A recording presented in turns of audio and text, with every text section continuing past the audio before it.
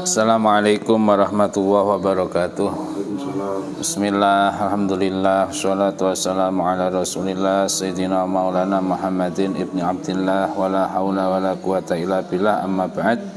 Mari kita melanjutkan pembahasan kitab Adabu Sulukil Murid, yang mana kemarin menjelaskan tentang sholat dan kekhusyuannya, sholat 5 waktu dan kekhusyuannya. Sekarang kita menganjak fasal selanjutnya, fasal menjelaskan Jum'ah dan Jamaah. Sebelumnya mari kita baca Fatihah kepada Kanjeng Nabi, sahabat dan para keluarganya, kepada para aulia, para ulama, wabil khusus kepada pengarang kitab ini Habib Abdullah bin Alwi Al-Haddad, dan juga kepada orang tua kita, para guru-guru kita. Ala hadiniyah al-Fatihah. Bismillahirrahmanirrahim. Alhamdulillahirabbil alamin arrahmanir rahim maliki yaumiddin.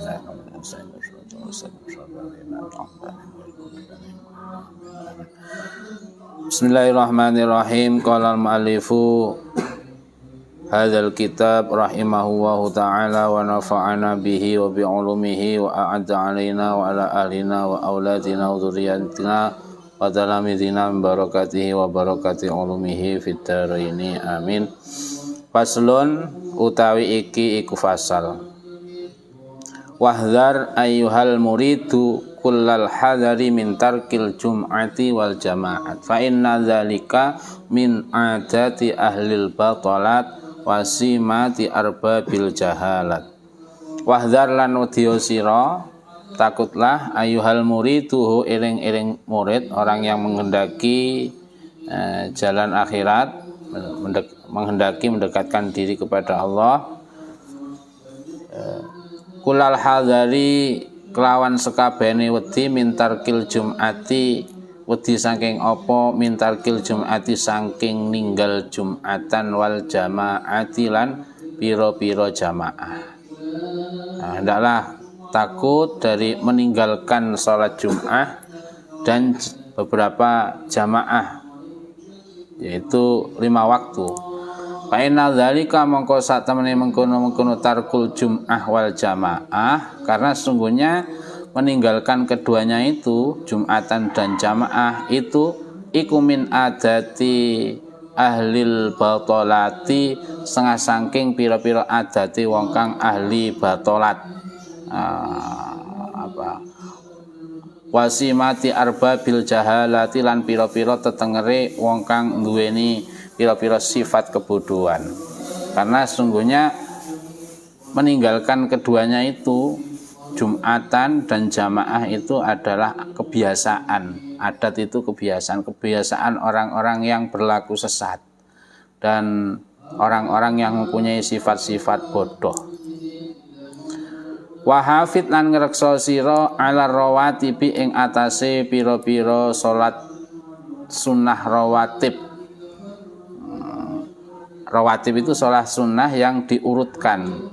Maksudnya diurutkan itu seperti sebelum sholat fardu namanya qobliyah, ya setelah sholat fardu namanya ba'diyah. Akan tapi perlu diingat, ada sholat sunnah yang dilarang di dalam waktu-waktu tertentu, seperti misalnya habis sholat subuh. Ada lima itu. Habis sholat subuh sampai terbenamnya matahari, kira-kira matahari itu sak tumbak sak dedeke wong sepandangan satu itu. Jadi tidak boleh ketika habis sholat subuh, nggak boleh sholat sunnah. Juga waktu munculnya, permulaan muncul matahari itu tidak boleh. Jadi bolehnya sampai pada matahari itu kira-kira kita melihat sepandangan gitu. Sepandangannya orang yang berdiri. Kemudian setelah sholat asar sampai dengan terbenamnya matahari, itu tidak boleh sholat sunnah. Dan juga ketika matahari terbenam belum sempurna, itu juga nggak boleh. Kemudian lagi ketika ketika matahari berada di tengah-tengah, istiwa, sebelum sholat zuhur, sebelum masuk waktu sholat zuhur. Jadi meskipun kita itu gemar melaksanakan sholat sunnah, akan tetapi kita harus tahu waktu-waktu di mana waktu sholat sunnah yang sangat dianjurkan, di mana waktu sholat sunnah yang tidak diperbolehkan. Itu namanya sholat sunnah rawatib, sholat sunnah yang mengiring-iringi sholat fardu. Atau mengiring-iringi itu bisa sebelum, bisa sesudah. Al-masyru'ati kang den syariate, al-masyru'ati pira-pira kang den lakokake, yang disyariatkan. Qabla sholati dalam sadurunge salat, ini namanya salat qabliyah wa ba'dalan ing dalem sause salat. Wa wajib lan netepono sira, netepono jagalah selalu konsistenkan atau kontinyukan, wa wajib di napa? Istiqomah. Muadzabah iki nek basa Jawa ni netepi. Kalau continue konsisten ala sholatil witri ing atase salat witir wa dhuha lan salat duha. Jadi istiqomahkanlah melakukan salat witir dan salat duha. Salat witir itu berarti ya setelah salat isya, minim salat witir itu 1 kali.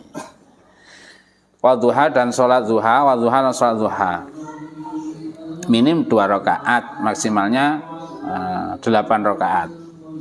Wa ihya imalan ngurip-ngurip barang bainal wa ihya imalan ngurip-ngurip waktu bainal isya'ani dalam antaraning salat isya loro. Maksudnya salat isya loro itu adalah salat maghrib dan isya. Hidupkanlah wa ihya ima bainal isya'ani, hidupkanlah waktu antara maghrib dan isya. Dihidupkan dengan apa? Dengan melakukan sholat-sholat sunnah, seperti sholat awabin. Sholat awabin itu sholat antara maghrib sampai isya, bainal isya ini. Atau dengan apa? Dengan deres Quran, baca Quran, dengan itu yang paling bagus. Wa kun lan ana sira sadidal hirsi iku bangete luba ala imaratima ing atase ngramekake waktu. Ba'da sholati subuhi dalam sause salat subuh ila tulung itu meka maring muncule srengenge. Kata Imam Habib Abdul bin Al-Haddad, hendaknya engkau sadidal hirsi, sangat menyukai. Hirsi itu lubai senang. Tapi senang yang tidak biasa, tapi sangat senang. Al-hirs itu sangat senang. Ala imaratima ing atase ngramekake waktu ba'da sholati subuhi ing dalem sause salat subuh, untuk menghidupkan, meramaikan waktu setelah salat subuh ila tulu'i syamsi, hingga munculnya matahari. Maksudnya meramaikan itu ya bukan rame-rame, itu diramaikan dengan amaliyah. Nah, tadi dikatakan bahwa setelah sholat subuh itu tidak boleh sholat sunnah, tidak boleh sholat. Diramaikan dengan apa? Dengan apa? Membaca Al-Quran atau membaca wirid. Wamalan waktu ba'da sholatil asri. Jadi ini masih wakun syadidal hirsi, hendaklah engkau sangat menyukai menghidupkan waktu setelah subuh. Wa malan waktu ba'da sholatil asri ing dalem sause salat asar ilal ghurubi tumeka maring surupe srengenge, dan waktu setelah salat asar. Nah, dari 2 waktu itu. Fahadzani mongko utawi ikilah loro waktu mari subuh, ba'da sholati subhi wa ba'da sholatil asri iku waktani waktu loro syarifani kang mulya karone, karena dua waktu ini adalah dua waktu mulia. Tafidhu lober fihima ing dalam waktani minallahi ta'ala saking Allah ta'ala apa al imdadu piro-piro bantuan. Karena alasannya apa? Dua waktu itu adalah waktu yang mulia, di mana di dua waktu itu Allah Allah itu meloberkan, lobernya apa caranya?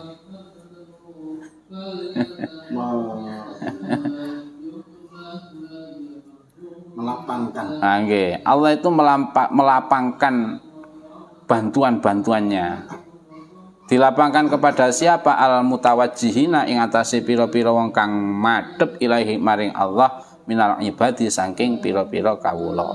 Jadi kalau ada orang habis subuh atau habis asar itu diimarahkan waktunya, diramaikan untuk ibadah selain sholat, karena dua waktu itu dilarang melakukan sholat sunnah, diramaikan dengan mungkin membaca Quran atau zikir atau belajar ilmu. Itu mudah sekali kita, misalkan orang belajar ilmu, mudah sekali orang akan bisa memahami ilmu yang ia pelajari. Misalkan habis subuh itu membaca wirid, mudah sekali Allah memberikan bantuan apa yang ia inginkan dari wirid itu. Wa fi imarati ma ba'da sholati subhi khasyatun qawiyatun. Nah ini, wa fi imarati malan ing dalem ngerameaken waktu ba'da sholati subhi ing dalem sawise salat subuh khasyatun iku ana kekhususan qawiyatun kang kuat di dalam apa? Fi jalbir rizki ing dalam narik rizki al jasmaniyati kang bangsa jasmaniyah. Karena waktu setelah sholat subuh itu ada kekhususan kuat di dalam apa? Allah memberikan kekhususan yang kuat di waktu setelah subuh itu. Kekhususan apa? Dimudahkan untuk jalbur rizki, meraup rizki, menarik rizki al-jasmaniyah, rizki yang sebangsa jasmani zahir, kesehatan, kekayaan, itu rizki lahiriah. Kemudian kekhususan kuat setelah sholat asar apa? Wa fi imaratima lan ing dalam ngerameake waktu Ba'dal asri ing dalam sawise sholat asar khasyatun utawi kekhususan qawiyatun kang kuat lijal bil arzaqi maring narik pira-pira rezeki alqalbiyati kang bangsa ati.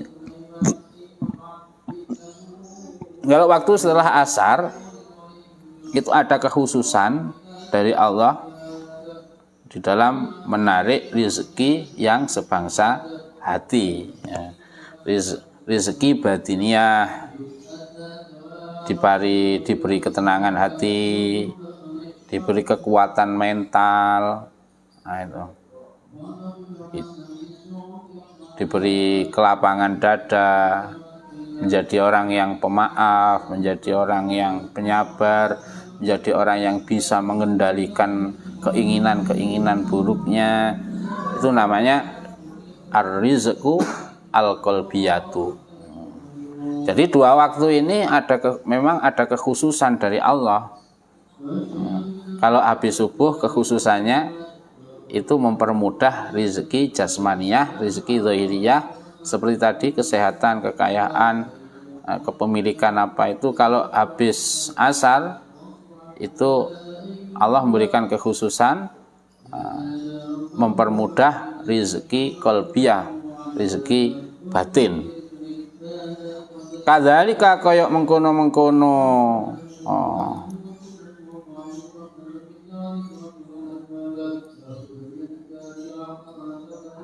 keterangan jaroban jajal hu ing zalik sapa arbabul basairi pira-pira wong kang duweni peningal ati minal arifina saking pira-pira wong kang ahli makrifat al akabiri kang agung-agung. Seperti itu telah dilakukan, telah dieksperimen. Tajribah itu dieksperimen, benar enggak? Dieksperimen, siapa yang melakukan eksperimen? Arbabul basair, orang-orang yang mempunyai ketajaman mata hati. Dari orang-orang yang pembesar ahli makrifat itu telah mengeksperimen, oh ternyata benar. Habis subuh itu memang seperti ini. Oh ternyata benar, habis asar itu memang mempunyai kekhususan seperti ini.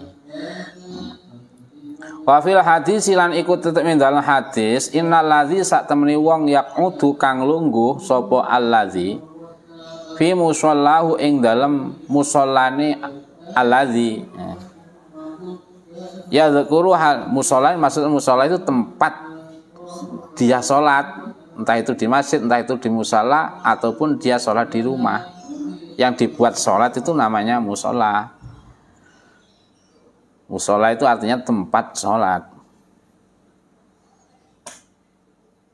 Orang yang duduk di musholanya yadzkuru alih zikiran sapa allazi Allah ing Allah ba'da sholati subuhi dalam sausi sholat subuh.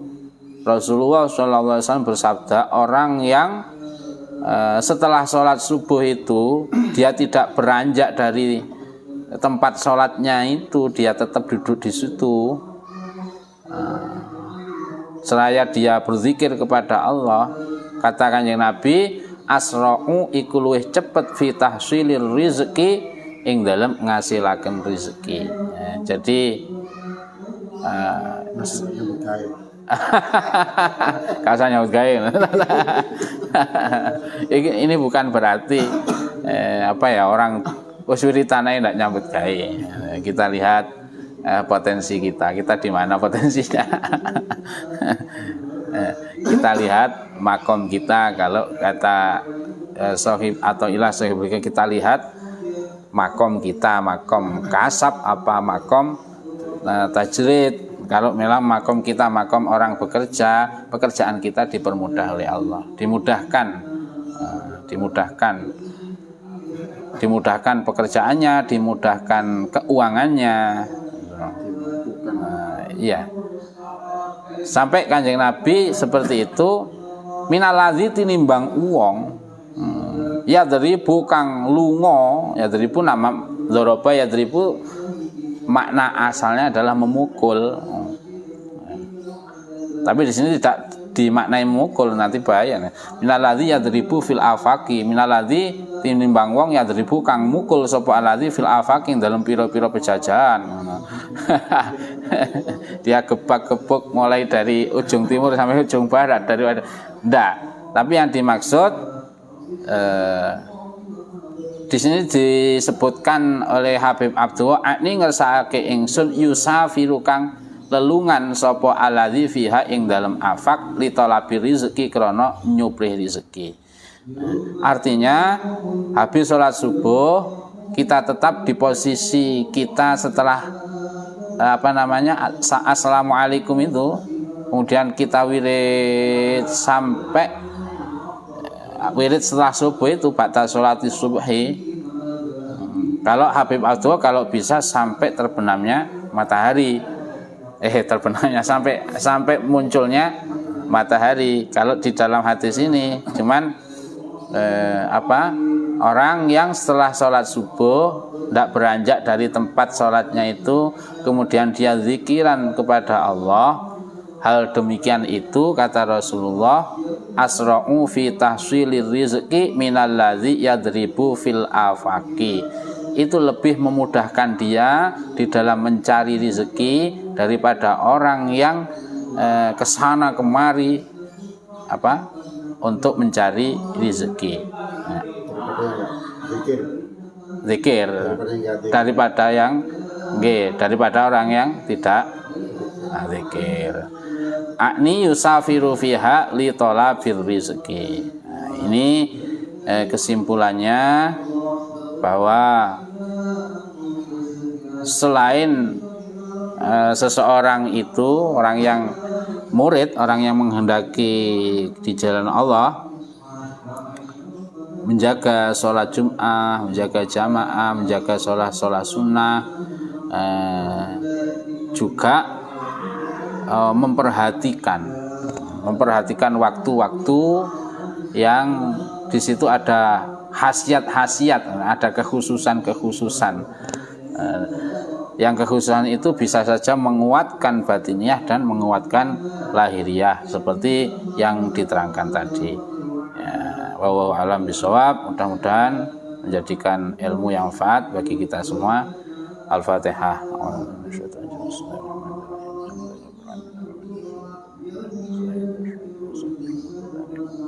Assalamualaikum warahmatullahi wabarakatuh.